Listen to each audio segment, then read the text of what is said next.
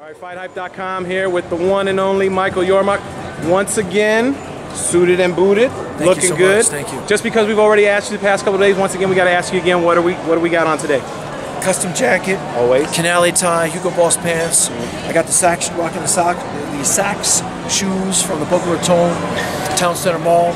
Custom shirt with the monogram, Chopard watch. Always. You know, just trying to look the part. Always. For the weigh-in today. Always. Classy and smooth as always. Thank you. Speaking of the weigh-in, I got to ask you, what did you think? A lot of intensity, you know. I was a little surprised that Sergey actually showed up after what happened yesterday, but he did show up. We appreciate that. I think Andre had a couple of words for him, as you saw, when they went toe-to-toe. It's going to be a hell of a fight on Saturday night. And I'll tell you, you know, if you're sitting at home and you're not here in Vegas, you got to buy this fight. I mean, HBO pay-per-view, this is the best fight of the year.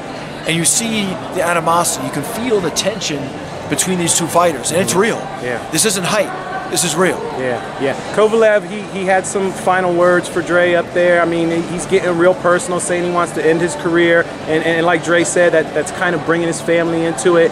When you hear things like that, does that kind of make it personal for you as well? I mean, obviously I know it's been personal for you, but when you do hear things like that, does that just take it up another notch? I mean, listen, no question about it. You know, Andre's my guy. You know, so when he feels something, I feel it. We all do. And I go back, you know, as to what I've said throughout this promotion. You know, the things that Sergey has said are outrageous. But you know what? There's no hiding now. You know, he's got to get in that ring on Saturday night. You know, he's going to have to battle, and he's going to have to back up his words. And I just think that he is motivated Andre to a whole different level. You know, Andre's in the best condition of his career. He's highly motivated. He's highly inspired to go out and arguably put on the best performance of his career. His explanation to walking out in the final press conference was somebody was fed up of, I guess, the promoting aspect of his fight.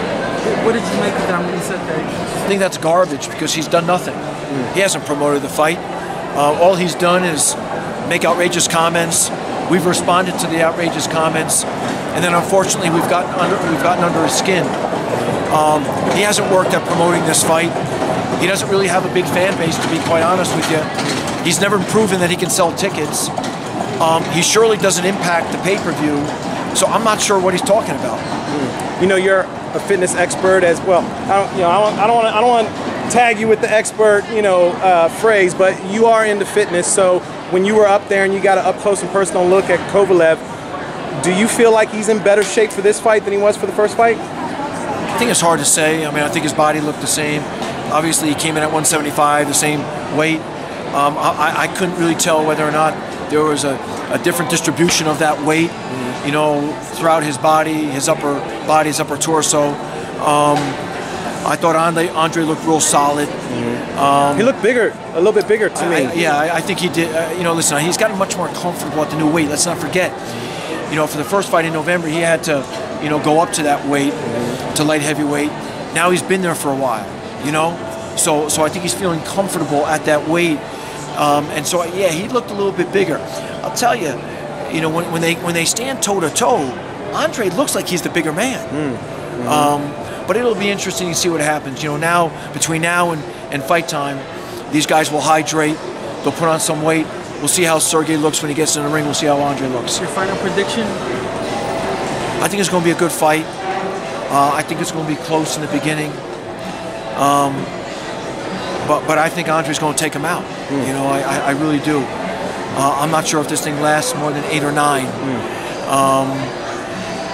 You know, I had a dream the other night that Andre would take him out in the 9th round, and I truly believe that. He's so motivated, he's so determined. I don't see him losing this fight. Yeah.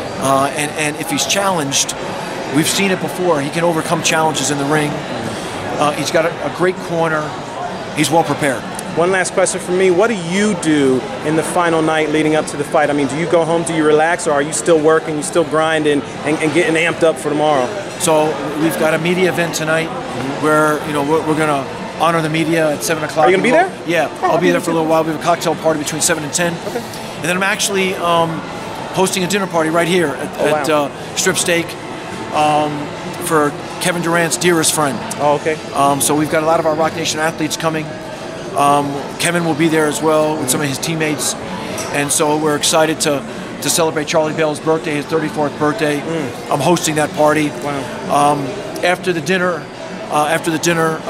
he and his friends will go out and party, and I will go to bed because I get up early, get my workout in. I got a busy morning, and then I'll head to the arena sometime early afternoon. Yeah. Michael, as always, it's a pleasure. We appreciate you taking the time for us, man. And again, we really appreciate you inviting us to this event, treating us well. Thank you. And God willing, you guys come out with a victory. I hope so. All right. I hope so. Thank you. Man. Yep. Thank you, my brother.